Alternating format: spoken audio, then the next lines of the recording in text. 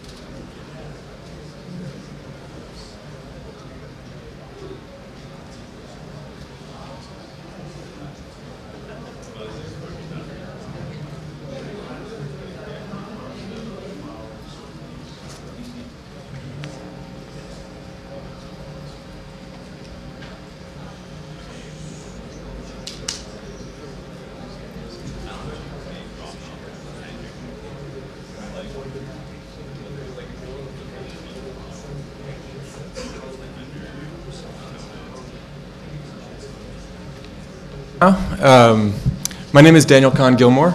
I work with the ACLU. I'm a technologist for the ACLU. My interests are in privacy and civil liberties, and how the technology that we work on and that's in part of our lives is related to that. So this is a talk about the relationship between privacy and confidentiality, and how in many situations we find ourselves trading off our privacy for confidentiality, and why that may not be a good idea and what we can do about it.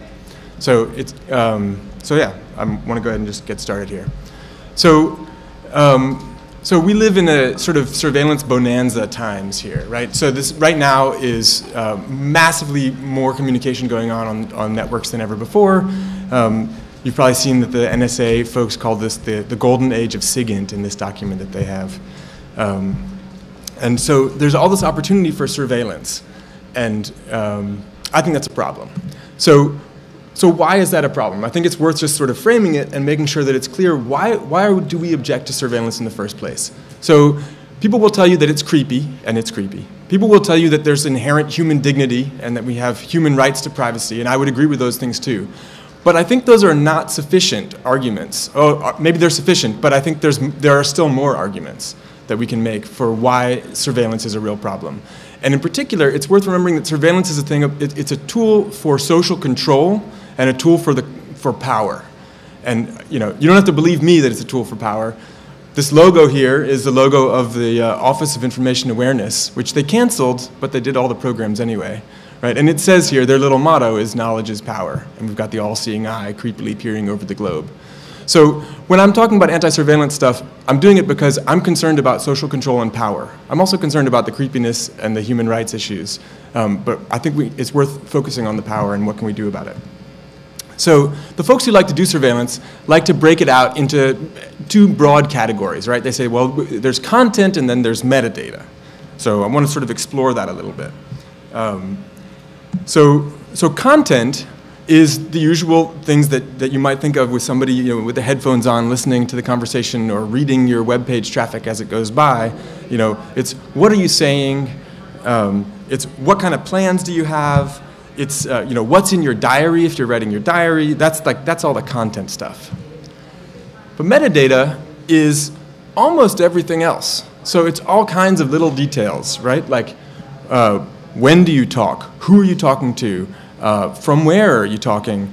Like what time did you write in your diary? Not what did you write, but what time did you write? And how long was the thing that you wrote in the diary? So there's all of these different pieces of information that are not content that still give you some information. And so I wanted to just point out here with this diagram here. This diagram is a great visualization. I can give you a pointer to it if you want it later, of philosophers.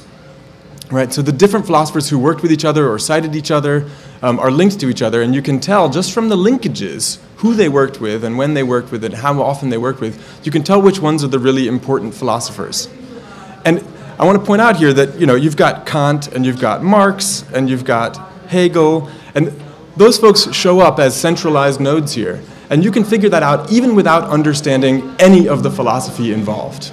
The philosophy is the content, the relationships here are the metadata. So if we want to oppose surveillance, we generally with communications on networks today, we're going to use some kinds of crypto, and we want to use crypto that supports, that provides confidentiality and privacy. So confidentiality is when you're protecting your content, and privacy is roughly when you're protecting your metadata. Now, there's also other terms people will use that you'll hear. I'm using the terms confidentiality and privacy in this form here. And these things are relevant, confidentiality and privacy, in protocol design, if you're designing how the actual communications work, in software configurations, in user interface. All of these things are places where we need to be thinking about confidentiality and privacy. So still on the sort of social level, which do you think has more value to someone who wants to use surveillance for social control? Content or metadata? So I would argue that content is actually, the interpretation of content is sort of a fuzzy thing, and it can be a difficult task. It can require humans to, whereas metadata is sort of automatically in these discrete machine parsable chunks. So you can get metadata, and you can process it at scale if you're a big surveillance engine who's interested in social control. So on the one hand, yes, you can do some machine learning that kind of understands the human content, but really all of the metadata, you can do these automated analyses really fast. Imagine trying to write something to understand the content of all of those philosophers, as opposed to just understanding the relationships between them, which you can quantify discretely. So what does metadata at scale give you if you're a surveillance regime? Well, who's the linchpin of the social graph, right? Oh, we know that this Marx guy seems to have influenced a lot of philosophers. If you decide one particular person is a bad guy, you can figure out who's related to them and generate some new targets for yourself. You could figure out who's been in a certain place at a certain time. This image here is a photograph from the New York Times of a protester, of someone's cell phone in Kiev. They got everybody who was at this one place got a text message that says, I believe the Times translates it as, "Dear subscriber, you are registered as a participant in a mass disturbance." Right?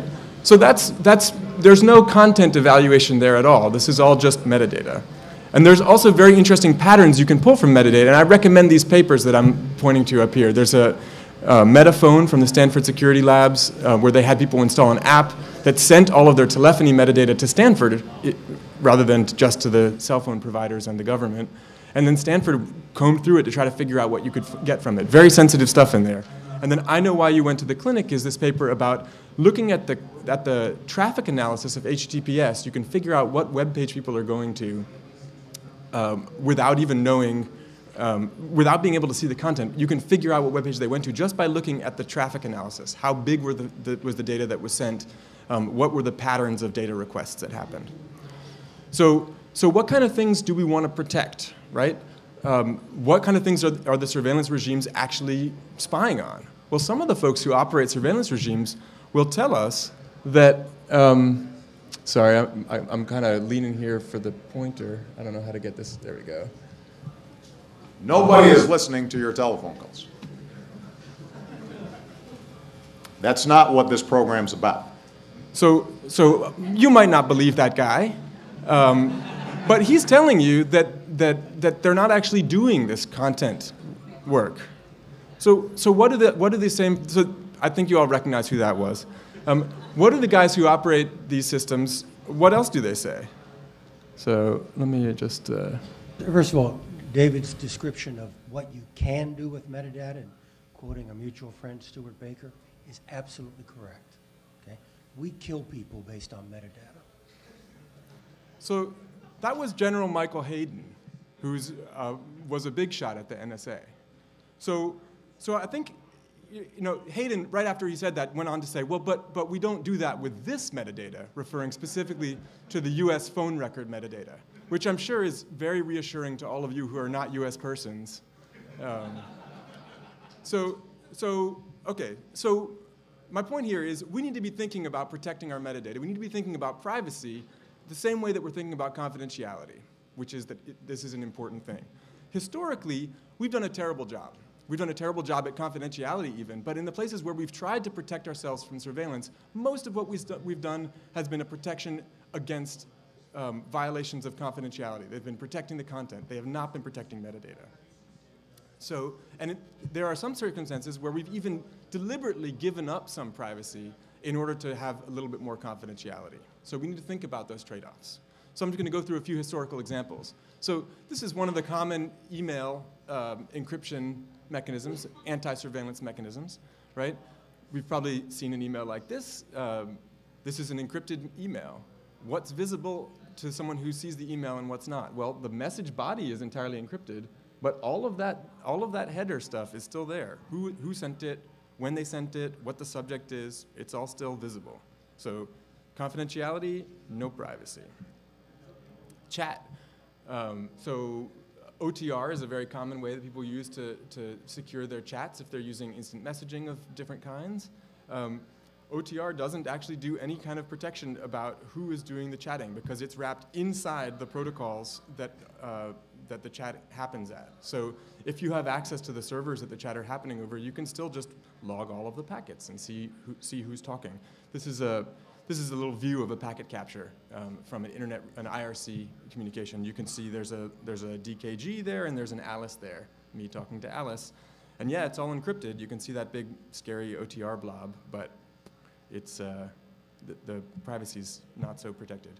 So what about the web? You visit a secure website. That's got to protect you, right? So that's going to protect your confidentiality because you don't want people to see, say, the bank information that's flying back and forth, but it's not going to protect the privacy of the communication because secure websites is HTTPS, which is just HTTP wrapped inside transport layer security. So transport layer security sets up this encrypted tunnel, and it starts with a handshake. And the handshake looks like this up here. The key thing to note about this handshake is that the items with the curly brackets around them are the encrypted part. All of the rest of the handshake is in the clear. This is the current version of transport layer security, TLS 1.2, leading edge. All of the client hello, server hello, certificates, key exchanges, certificate verify information, all of that stuff is in the clear. So we're not doing a good job at protecting the metadata.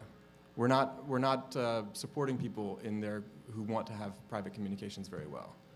Why is it so hard? This dog is up here because thinking about this makes me a little tired. It's hard for a bunch of reasons, but I've sort of outlined 4, and I want to go through those 4 in more detail in a little bit, but I'm just going to run through the 4 right now. So it's hard because some of it is just straight up expensive, and people don't like spending the expense. They don't like the cost. It's hard because for communications over networks, you need routing. Routing information, the central nodes across the route, they need to know where to send the message, so that's hard to hide. Turns out that authentication is actually pretty important for confidentiality, but authentication is sort of very similar to identification, and the privacy issues there's this push and pull between authentication, confidentiality, identification, privacy.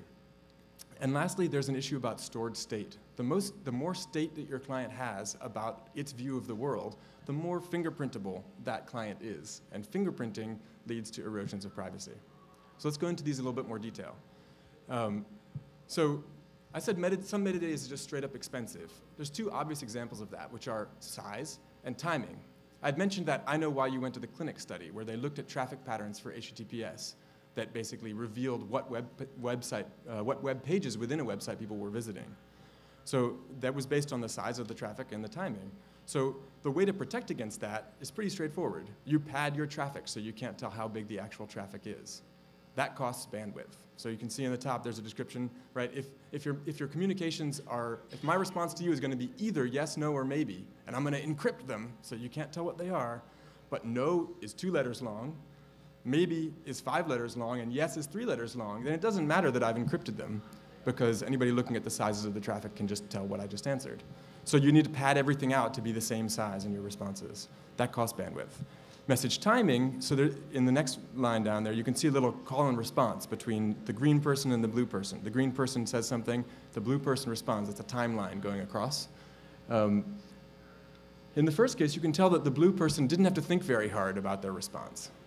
In the second case, you can tell that they did. Now, there are some circumstances where it's very useful from a surveillance perspective to know, was that page a 404, or was it an actual content page? And maybe it takes a while to render a content page. So if your 404s are fast, 404 meaning file not found, and your contentful pages take a little while to generate, then it's pretty easy to tell whether someone just made a failed request or a successful request. So the way you fight back against that is you introduce additional delay, and that costs latency. Now all of your web pages load as slow as your slowest web page. People don't like paying these costs.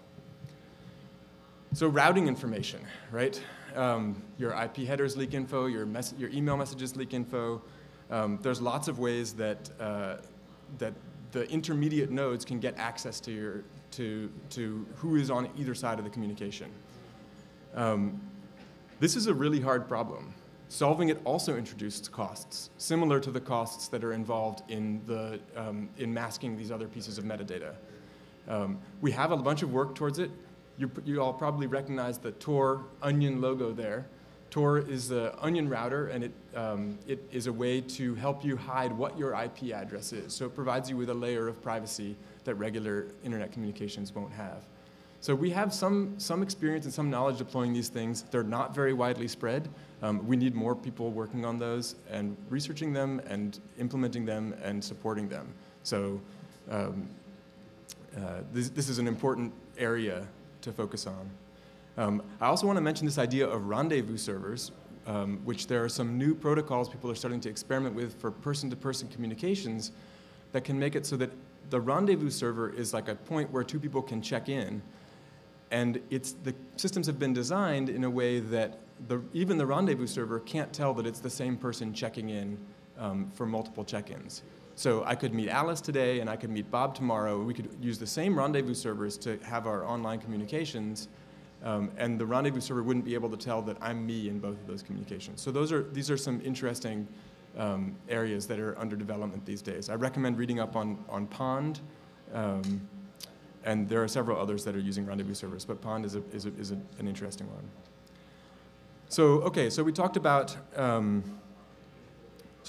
expensive metadata. We talked about routing information. So I'm going to go, this is a part, authentication is where privacy and confidentiality actually start to come into pretty tight conflict. So why is authentication critical for confidentiality? So if Alice wants to talk to Bob, and she wants her communication to be confidential, then what that means is she wants only her and Bob to know what she said. If she doesn't actually know that it's Bob, then regardless of the layers and layers of crypto that she puts on top, if she doesn't know that she's talking to Bob, she could be talking to anybody. So she doesn't actually have the confidentiality guarantees that she wants. So you could have one party in a communication be anonymous, and the other party be willing to talk to anonymous people over a secured channel. But you need at least one of the parties to be anonymous, or else the confidentiality guarantee doesn't really mean much. So I'm going to give some examples here about where authentication comes into conflict. So one of them is server name indication. So this is in transport layer security. Again, this is the encrypted tunnel that's used for HTTPS and used in many other places as well. So the client connects to the server and starts that TLS handshake, which we saw was in the clear. Well, one nice thing today is that we can run multiple services on a single IP address. So all the routing information that we were just talking about is kind of masked, because you could be running 10 services or 100 services on this one IP address and one port. So that's nice. But it turns out that for the client will connect and say in the TLS handshake, hey, by the way, here's the name of the service that I'm looking for. So what you see here is a packet capture. And that's a packet capture of me going to look at Jake Applebaum's GitHub page. I'm interested to see what kind of stuff is Jake doing. So despite the fact that it's HTTPS, my web browser has actually sent the string ioerror.github.io in the clear as part of the TLS handshake. So I need to tell the server that, because the server needs to know how to respond to me. But I'm sending it in the clear, which means that anybody who's observing the network traffic now knows that I was talking to GitHub about Jake's files. So if Jake is someone of interest, whoop, that just put me on a list someplace. So you'd like to encrypt the server name indication. This is called server name indication extension that allows you to have these multiple sites on a single IP address and port.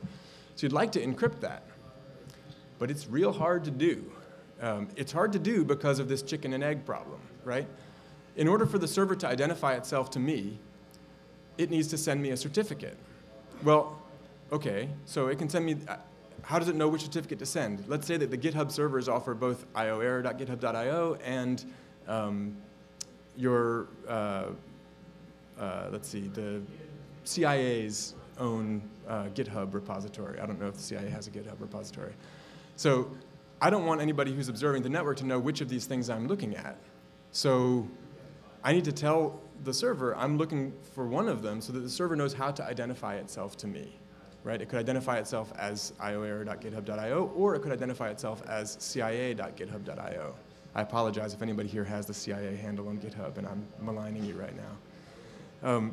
So there's this problem where they'd have to send a certificate, and I'd have to validate the certificate because confidentiality requires authentication. I'm going to validate the certificate before I go ahead and am sure that it's the right place, before I start sending encrypted data. So if I was to encrypt the connection to send the string that tells it what I'm looking for, then I've already missed, then it has to send me some other certificate, right? So there's this chicken and egg problem when you're trying to set up the handshake that makes encrypting SNI quite difficult. We're actually working on this right now.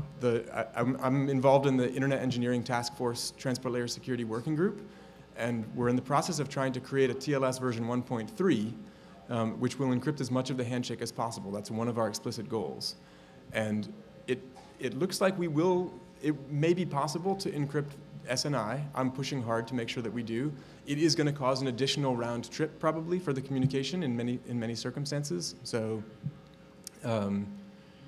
there's some trade-offs there. But if we don't encrypt it, then we're continuing to leak all this metadata, which is a bad idea. So that's something that's on the table right now. If you're interested in that, I'd be happy to talk with you more about it later. Let me give another example about authentication and where we throw away our privacy for the sake of getting better confidentiality. And this is a situation where even if the entire TLS handshake was encrypted, we would be failing. So OCSP is the Online Certificate Status Protocol. So the TLS handshake works. The client says to the server, hey, I want to connect to foo.example. The server says back to the client, sure, I'm foo.example. Here's my certificate.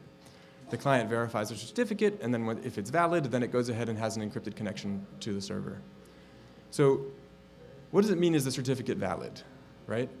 Well, it could be that there's someone who's made a fake certificate, and you might get tricked. But another thing that could happen is that the server's key could have been compromised. So Heartbleed, which was earlier this year, many of you in the audience, who in the audience had to deal with Heartbleed on their servers?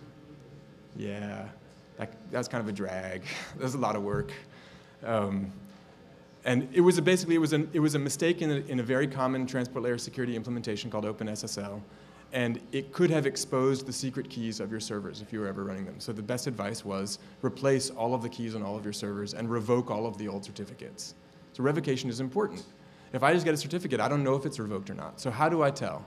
Well, the server has embedded within it an OCSP response field that says, if you want to know if this is revoked or not, you can talk to my OCSP responder over there. And so I get the certificate and I say, well, I don't know if this has been revoked or not. This could be somebody's old certificate from pre-Heartbleed. So I guess I better look up whether it's revoked or not. I'm going to turn around and make an OCSP request, which is just an HTTP post, to the OCSP responder and say, is this certificate still valid? Now, I've drawn it here so that it's passing the whole certificate. It doesn't actually pass the whole certificate, but it passes an identifier that's a unique identifier that's very easy to pin to the certificate that you just saw. And then the server responds and says, yep, it's still valid, or no, that one's already been revoked. So the point here is that if you want to observe who's visiting a given website, and people are actually using this OCSP protocol, all you have to do is sit on the network path to the OCSP server. You don't even have to be on the network path between the client and the web server. You can just sit on the OCSP server, and by the way, the OCSP request and response is in the clear. And so you can sit on the network at the OCSP server, and you can learn every time somebody who's doing OCSP visits this website that you're interested in. In fact, you can learn it for all of the websites that were certified by the same certificate authority that uses this same OCSP responder. So this is a total disaster in terms of privacy because your clients are basically reporting themselves to some central authority to say, yeah, I'm visiting that website. Yeah, I wanted to go to alcoholicsanonymous.org via HTTPS with my secure session. I'm going to tell it over there in the clear. So yeah, that's a problem. You can improve that. There's a mechanism called OCSP stapling, where the server itself fetches the OCSP response from the OCSP responder and keeps a cache of up-to-date OCSP responses. And then it sends the OCSP response in the communication to the client. So the client never has to communicate with the server. That's a good step, and it's a step in the right direction, but for a number of reasons, it doesn't solve the whole problem. OCSP is also kind of broken, period. Like, it doesn't actually work for revocation either. But yes, so this is a thing where people try to use it to improve their confidentiality, and they end up actually making their privacy much worse. So one more authentication example, OpenPGP key servers. Who here has an OpenPGP key? All right, it's like a quarter of the audience maybe. So people have an OpenPGP key. They've uploaded their key to the public key servers. I've uploaded my key. Why did I upload it? I uploaded it so people can send me confidential messages, right? They can find my key on the key servers, and then they can encrypt messages to my key. So that's great. But what I've done is I've exposed myself on the public key servers. I've said, hey, I'm somebody who has one of these keys. You might be interested in me. I actually think that's a good trade-off. I've decided deliberately to make that trade-off. But you also upload your certifications. So when you sign keys with somebody in OpenPGP, you're saying, I believe this key connects to this person. And those certifications you also upload. And I've uploaded many certifications of my own. In fact, you can see one up here. There's a little example here. One of my colleagues, his key is on the public key servers. And if you look at it, you can see that I've certified it. So that visibility creates a linkage between the two people. And again, back to the philosophy thing, right? There's this linkage. Now you can get a little graph. The picture here is a graph of a handful of keys and who has certified which keys. So you can see that some keys are sort of more central to the communications process. So there's that question of who's the linchpin in this community. Some of that information is kind of revealed by the key servers and the certifications that are on them. Not as much, probably, as the philosophy situation was, because all people are doing is saying, I believe this person holds this key. But it does provide some level of graphing to say at least probably that these people have met each other in person, which maybe you don't want to reveal if you've been talking to, say, an important national whistleblower. You might not want to reveal that, so you might not want to have a key signing with that person that's public. So there are actually mechanisms in the OpenPGP protocol, in the specification, for providing private certifications and for transmitting private certifications. But the user interface for this stuff is terrible. And so I want to emphasize that while some of these fixes are fixes that we need to do in the protocols, some of them are fixes that we need to do in the software and at the user interface and user experience layer. So no matter what part of the stack you're interested in, if you're interested in making tools and in working on stuff like this, you can work on it at all different levels. I tend to focus on the protocol level, but we desperately need people who work on the user interface and user experience as well. So that was authentication. So there's this fourth issue here, which is stored state. And so I want to talk a little bit about how stored state leads to fingerprinting. So what do I mean when I mean stored state? If you've got a tool and it's keeping track of the things that it's seen, that keeping track is sort of building its own little internal model of the world. And I argue that that model of the world is probably different from any other thing that's interacting with the world because it's seen different stuff. And the more that you act on that stored state, the more your activity is fundamentally fingerprintable. So some examples of stored state are what's in your web browser cache. If you use SSH, what keys are in your known hosts file, the cookies that your web browser holds. If you use OpenPGP, what keys are in your keyring, who's in your address book. There's this whole set of things that reflect your view of the world that probably are unique to you. So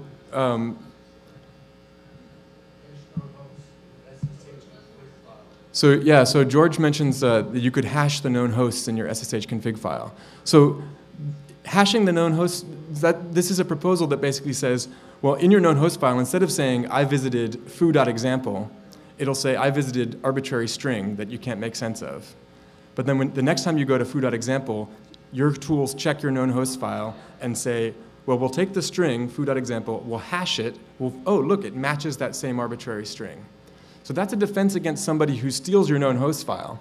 But it's not a defense against the actionable fingerprinting, right? So when I say that your stored state is, that actionable stored state is fingerprintable, the fact is you already have it in your keyring. And so you're going to behave differently than if you didn't already have it in your keyring. Like your connections are going to happen faster because you know the key of the remote server. You don't have to accept it or not. And so the fact that it's been hashed doesn't mean that your behavior is any different. And so if people are fingerprinting by behavior, then the hashing doesn't protect against that. But it does protect against people who steal the file. So here's another example, right? This is again an example from transport layer security. And so transport layer security is expensive, right? That extra handshake is on top of the actual communications that you'd like to have. When you go to visit a website, you just want to get the data. Why do the 2 round-trip handshake to the server in order to start the communication to ask for the data and then finally get it? Each of those round trips requires packets to go maybe halfway around the world. So we want to make it faster. How do we make it faster? If we make it faster, more people will use it. We'll increase confidentiality because more people will use a faster protocol. So you make it faster by reducing the number of round trips. Well, currently in Transport Layer Security 1.2, the way you reduce the number of round trips is one of the ways is that you can have a session ID. So the first communication takes 2 round trips. But the second communication, because the first communication established a session ID, the second communication can do this resumption, where you say, hey, I already had a session with you, let's have another session. And so you can see there's fewer round trips, there's fewer things exchanged in the clear, which is nice. But what are the consequences here? Here's how the session IDs are transmitted. The client says to the server, I want a session ID so that I can make future connections with you more rapid. The server says, no problem, I'm going to generate a session ID, I'll store it on my side, and I'm going to send it to you. This is all in the handshake, which is in the clear. And then on the resumed connection, right,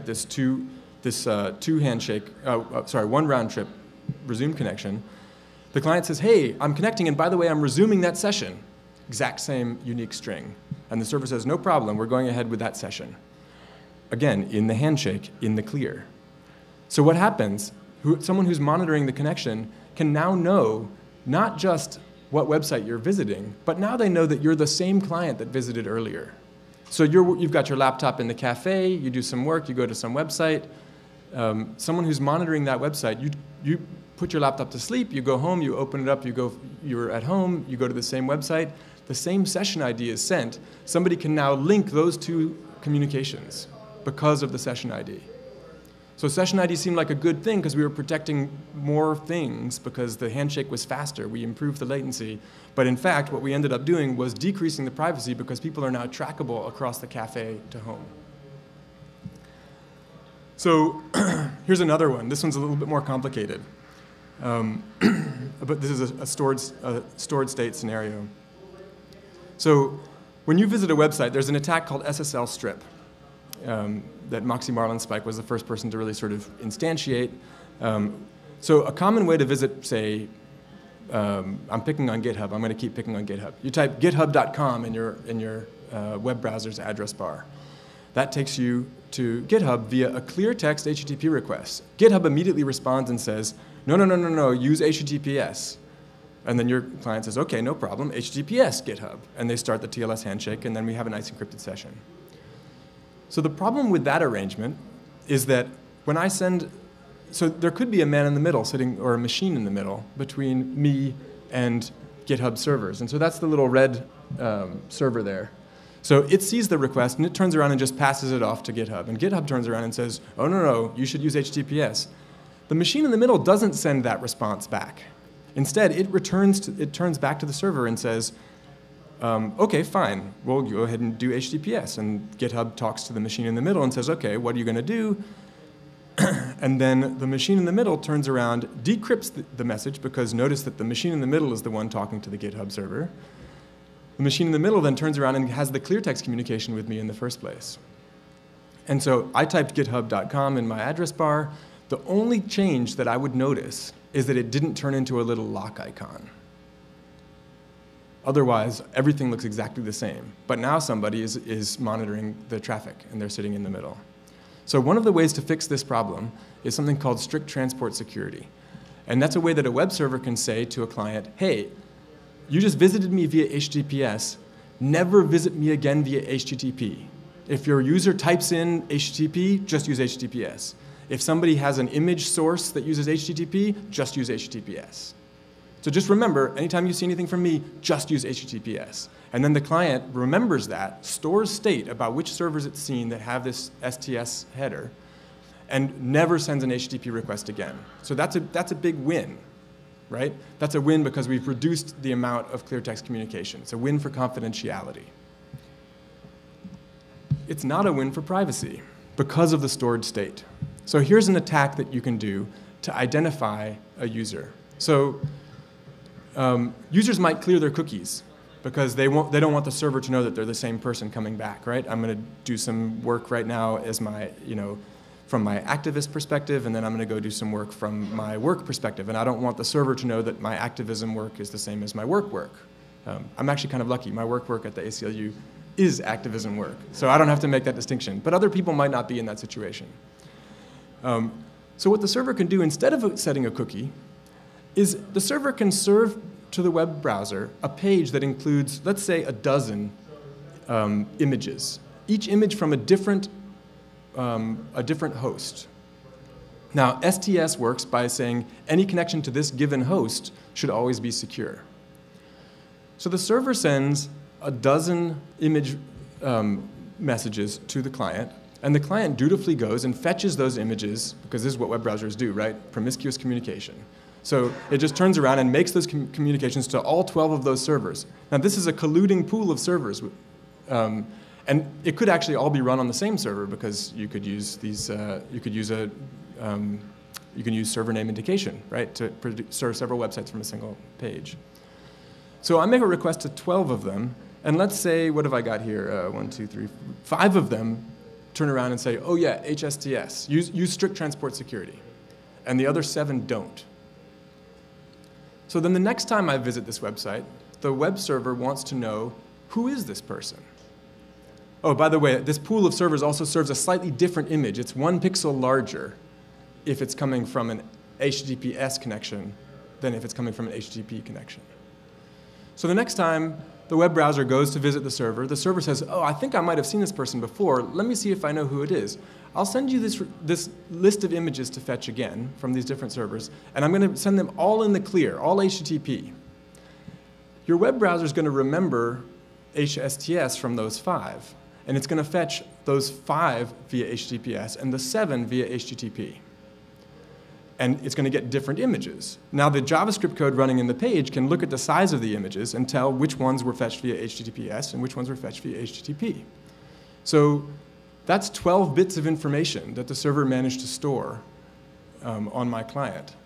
And so I could have cleared my cookies, but if I didn't clear my HSTS memory, then the server now knows who I am. It's also worth noting that whoever is monitoring the traffic here also knows who you are, because the traffic patterns of whether it's HTTP or HTTPS are visible to anybody monitoring the network. So I'm not saying everyone who uses HSTS is doing this. This is a particularly nasty attack. But the fact that the client is storing state and remembering it for the purposes of improving confidentiality actually means that they are more vulnerable to some leakage of their identity. And so it's a privacy problem. So what can we do about this? I think there's a set of principles. I've pointed out to some of the things that are going on, right? Like working on things like encrypting SNI. And I want people who are thinking about tools, people who are thinking about system configuration mechanisms, people who are thinking about user interface, people who are thinking about user experience, to think about these different principles when they're working on these systems. And keep them in mind, because we need to work on privacy. We need to work on supporting privacy and pushing back against the surveillance against metadata. So for size and timing, if you're building a tool or designing a protocol, make sure that it offers latency and bandwidth versus privacy trade-offs, right? Make sure people can pad, make sure people can delay if they need to. So support those choices. Yes, those choices will be expensive, and not everyone is going to decide to pay those expenses. But if you design your system so that it can't support those expenses, then people who want privacy can't pay that cost. So support those things. For routing is a tough one, right? Message has to get from point A to point B. But we have alternate routing infrastructure, right? We've got Tor, we've got I2P. There's a couple of other interesting cryptographic, masked, mixed network kind of routing things that are going on. Try to support that natively in your protocol or your tool if you can. For authentication purposes, one of the big takeaways from all of the discussion about metadata and systems analysis is that you can set up an encrypted anonymous tunnel. Now I know I just said that encryption doesn't mean anything if it's anonymous, if there's no authentication, but you can set up an anonymous encryption tunnel and then do the authentication on the inside of the tunnel. So that doesn't protect you against someone who's actively a machine in the middle of the communication, because they can set up 2 fake tunnels and they're not authenticated, and then they can figure out who you're trying to talk to. But it does help against somebody who's just passively recording all of the data on the internet anywhere. Fortunately, no one would be doing that. So set up an encrypted tunnel, do your authentication inside the tunnel.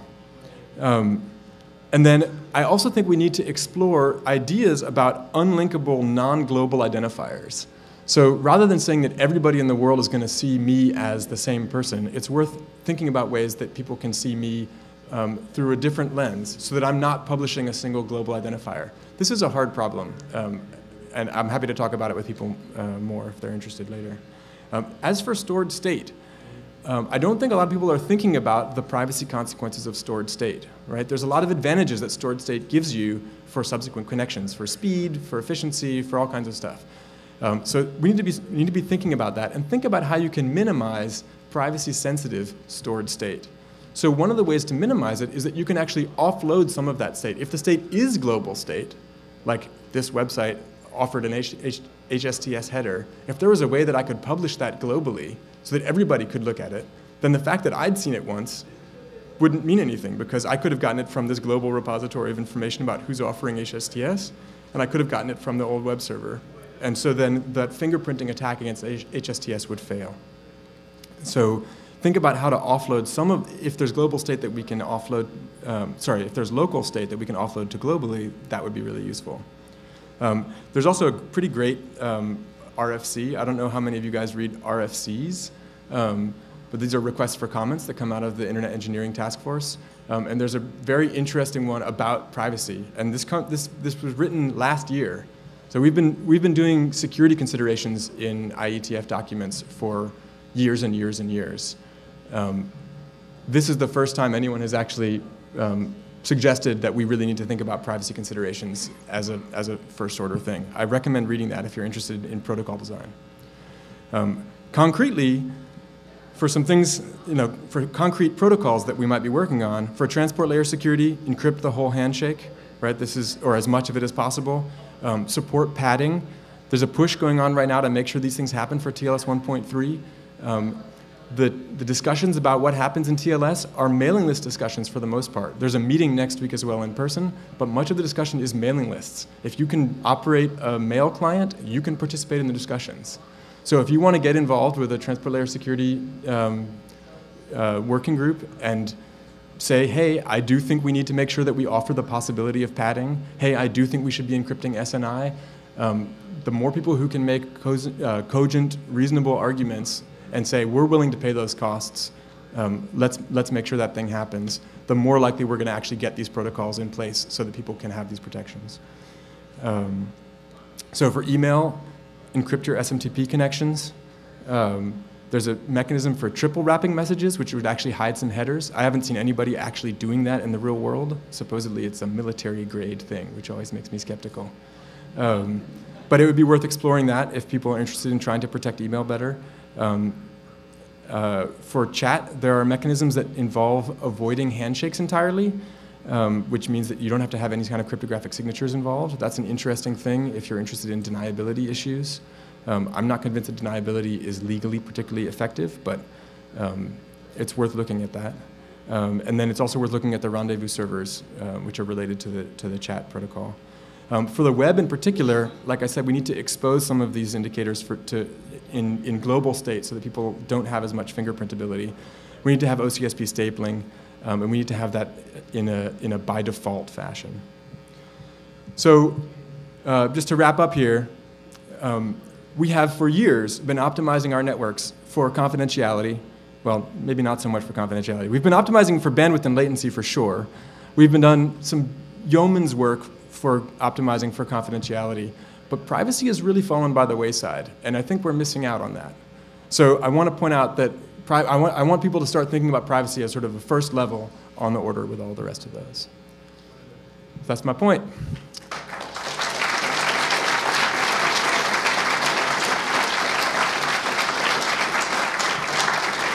So I'll take some questions here if we've got time. So your OCSP concerns, there's another certificate of revocation with the CRL set, I think runs into that. Yeah. OCSP is being widely deprecated for performance and privacy reasons. Yes, that's definitely true. Sorry, I was trying to get back to it, and now I'm realizing I've got to scroll around over here, which I can't do. Yeah, so the CRLs. So CRLs are an interesting set of trade-offs, right? A CRL says, rather than I ask you about a given server, and you reply, sorry, let me see if I can find that OCSP diagram. I ask, yeah. So rather than asking the server about a particular certificate, I go to the server and I say, hey, give me a list of all of your revoked certificates. That's how a CRL works. So that protects the privacy. The downside of that is that when you have a catastrophic global network event like Heartbleed, the number of revoked certificates is enormous, right?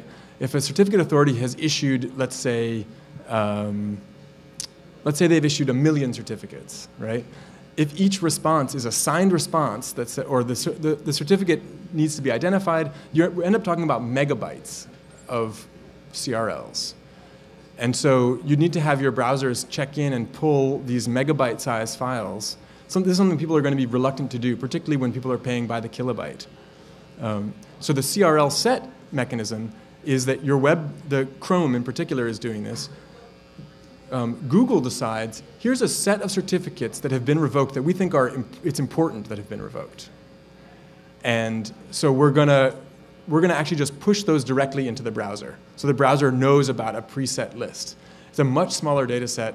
And hey, you're going to update your browser every couple of weeks anyway, because the old version was buggy. The new version's definitely not buggy, but the old version was buggy. And so if you're going to update it anyway, you might as well get these CRL sets. So yeah, that is a mechanism that probably is better than, it's definitely better than OCSP, but it doesn't cover the vast majority of websites. It's only going to cover the ones that Google thinks are important, which probably means, PayPal and Google and systems like that. But I don't want everybody else to get left out in the cold just because they're not a major financial conglomerate. You had a question over here? So the question was, how is Namecoin in relation to these issues? So for folks who don't know, Namecoin is a way to do global naming based on a blockchain approach similar to Bitcoin. So probably folks here all know about Bitcoin, but let me just point out, Bitcoin is another system that has totally thrown over privacy for the sake of its other political goals, right? The goals of Bitcoin appear to be to have a currency that's not dictated by government, but it's dictated by compute power. And all transactions in the Bitcoin blockchain are public. They may not be directly tied to an individual, but because all of the transactions, because purse-to-purse transactions are public, you can do some pretty incredible and privacy-invasive analyses of the blockchain. In fact, there's a paper, I think it was by Shamir, that did some analysis and has some great graphs of Bitcoin transactions showing people trying to sort of hide, doing little Bitcoin laundering. So they say, oh, well, this guy just got 10 Bitcoins, splits it up into 100 purses. Those purses then recombine into some other one. And you can, if you know your graph theory, you can find those things out. If all transactions in the world are globally auditable, then that's actually a privacy loss, not a privacy win. So I actually think that Namecoin is building on the same infrastructure. So when you see something change, like a domain name change hands, you'd see that name change hands, and you'd be able to track and see who else controls that same name.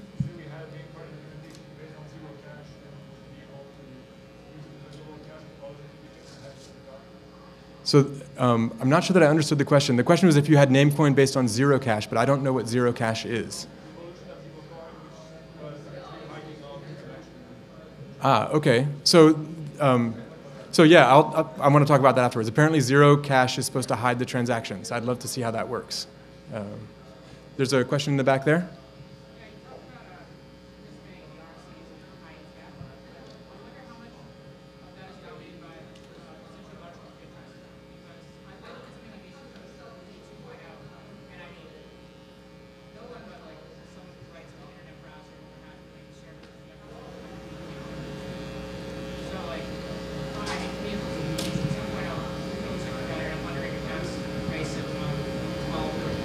Yeah, so thank you. So the question was about the protocol design within the IETF, and in particular, whether the protocol design is being dominated by large corporations, people with giant web server farms, people who build browsers, as opposed to just other interested parties.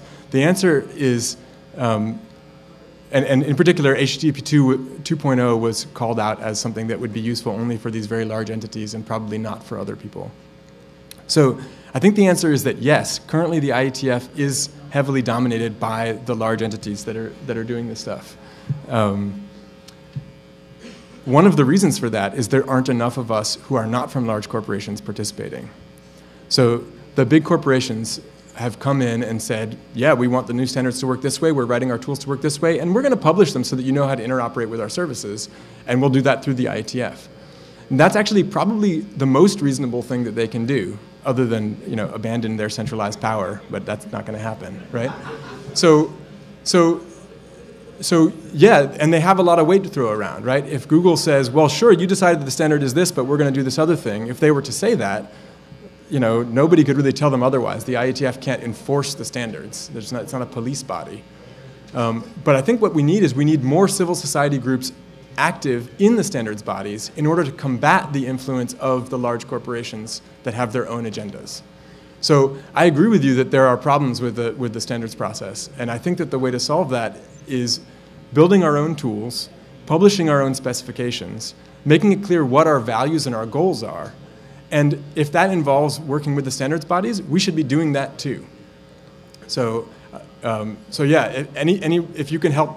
If there are particular concerns that you have that you think we should be pushing back to, please come talk to me. I'm going to be at the IETF meeting this coming week, talking to folks there and trying to push for more privacy-preserving measures, more confidentiality-preserving measures, even if it means that it's going to cost the folks with the big web server farm a little bit more. So, question here? Sorry? Oh, okay. Okay. So I should wrap it up then. Okay. Sorry. I have to talk to people afterwards. So thank you all.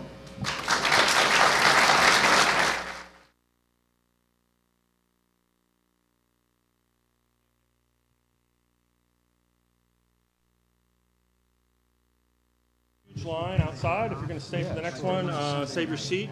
But don't get out of it. Okay.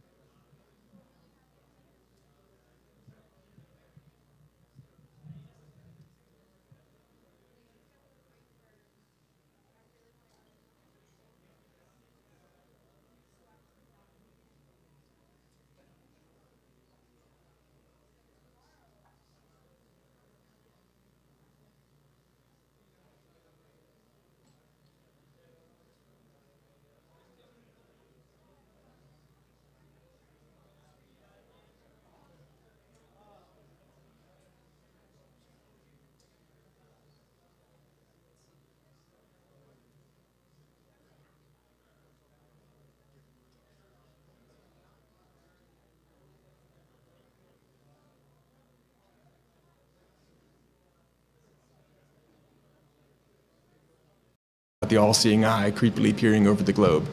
So when I'm talking about anti-surveillance stuff, I'm doing it because I'm concerned about social control and power. I'm also concerned about the creepiness and the human rights issues, but I think it's worth focusing on the power and what can we do about it. So the folks who like to do surveillance like to break it out into two broad categories, right? They say, well, there's content and then there's metadata. So I want to sort of explore that a little bit. So content is the usual things that you might think of with somebody, you know, with the headphones on, listening to the conversation or reading your web page traffic as it goes by. You know, it's what are you saying? It's what kind of plans do you have? It's you know, what's in your diary if you're writing your diary. That's all the content stuff. But metadata is almost everything else. So it's all kinds of little details, right? Like when do you talk? Who are you talking to? From where are you talking?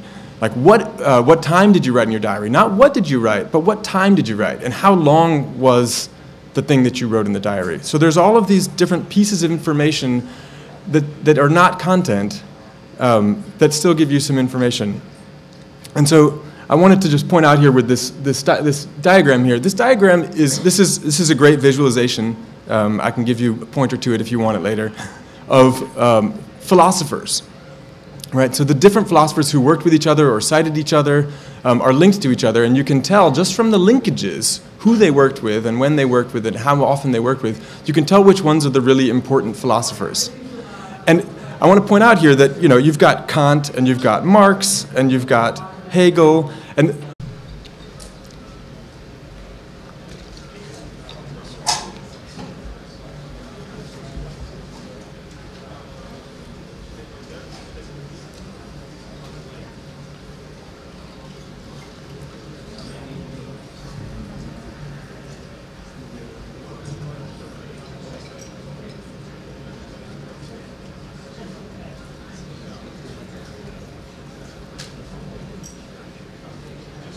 everybody, if you weren't able to get into another presentation, we will have them all on DVD out in the lobby here starting tomorrow.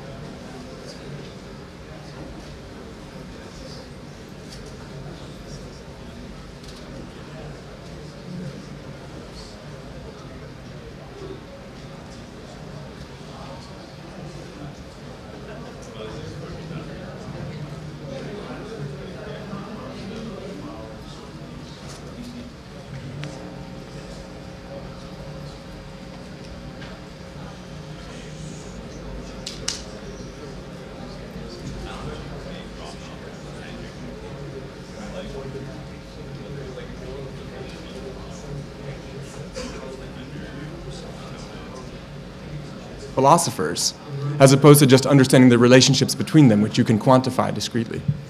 So what does metadata at scale give you if you're a surveillance regime? Well, who's the linchpin of the social graph, right? Oh, we know that this Marx guy seems to have influenced a lot of philosophers. If you decide one particular person is a bad guy, you can figure out who's related to them and generate some new targets for yourself. You could figure out who's been in a certain place at a certain time. This image here is a photograph from the New York Times of a protester, of someone's cell phone in Kiev. They got everybody who was at this one place got a text message that says, I believe the Times translates it as, "Dear subscriber, you are registered as a participant in a mass disturbance." Right? So there's no content evaluation there at all. This is all just metadata. And there's also very interesting patterns you can pull from metadata, and I recommend these papers that I'm pointing to up here. There's a Metaphone from the Stanford Security Labs where they had people install an app that sent all of their telephony metadata to Stanford rather than just to the cell phone providers and the government. And then Stanford combed through it to try to figure out what you could get from it. Very sensitive stuff in there. And then I Know Why You Went to the Clinic is this paper about looking at the traffic analysis of HTTPS. You can figure out what web page people are going to without even knowing without being able to see the content, you can figure out what web page they went to just by looking at the traffic analysis. How big was the data that was sent? What were the patterns of data requests that happened? So what kind of things do we want to protect, right? What kind of things are the surveillance regimes actually spying on? Well, some of the folks who operate surveillance regimes will tell us that. My name is Daniel Kahn Gilmore. I work with the ACLU. I'm a technologist for the ACLU. My interests are in privacy and civil liberties, and how the technology that we work on and that's in part of our lives is related to that. So this is a talk about the relationship between privacy and confidentiality, and how in many situations we find ourselves trading off our privacy for confidentiality, and why that may not be a good idea and what we can do about it. So it's yeah, I want to go ahead and just get started here. So we live in a sort of surveillance bonanza times here, right? So this right now is massively more communication going on networks than ever before. You've probably seen that the NSA folks call this the golden age of SIGINT in this document that they have. And so there's all this opportunity for surveillance, and I think that's a problem. So why is that a problem? I think it's worth just sort of framing it and making sure that it's clear why do we object to surveillance in the first place? So people will tell you that it's creepy, and it's creepy. People will tell you that there's inherent human dignity and that we have human rights to privacy, and I would agree with those things too. But I think those are not sufficient arguments. Oh, maybe they're sufficient, but I think there are still more arguments that we can make for why surveillance is a real problem. And in particular, it's worth remembering that surveillance is it's a tool for social control and a tool for power. And you don't have to believe me that it's a tool for power. This logo here is the logo of the Office of Information Awareness, which they canceled, but they did all the programs anyway. Right? And it says here, their little motto is knowledge is power. And we've got those folks show up as centralized nodes here. And you can figure that out even without understanding any of the philosophy involved. The philosophy is the content, the relationships here are the metadata. So if we want to oppose surveillance, we generally with communications on networks today, we're going to use some kinds of crypto, and we want to use crypto that supports that provides confidentiality and privacy. So confidentiality is when you're protecting your content, and privacy is roughly when you're protecting your metadata. Now, there's also other terms people will use that you'll hear. I'm using the terms confidentiality and privacy in this form here. And these things are relevant, confidentiality and privacy, in protocol design, if you're designing how the actual communications work, in software configurations, in user interface. All of these things are places where we need to be thinking about confidentiality and privacy. So still on the sort of social level, which do you think has more value to someone who wants to use surveillance for social control? Content or metadata? So I would argue that content is actually, the interpretation of content is sort of a fuzzy thing, and it can be a difficult task. It can require humans to, whereas metadata is sort of automatically in these discrete machine parsable chunks. So you can get metadata, and you can process it at scale if you're a big surveillance engine who's interested in social control. So on the one hand, yes, you can do some machine learning that kind of understands the human content, but really all of the metadata, you can do these automated analyses really fast. Imagine trying to write something to understand the content of all of those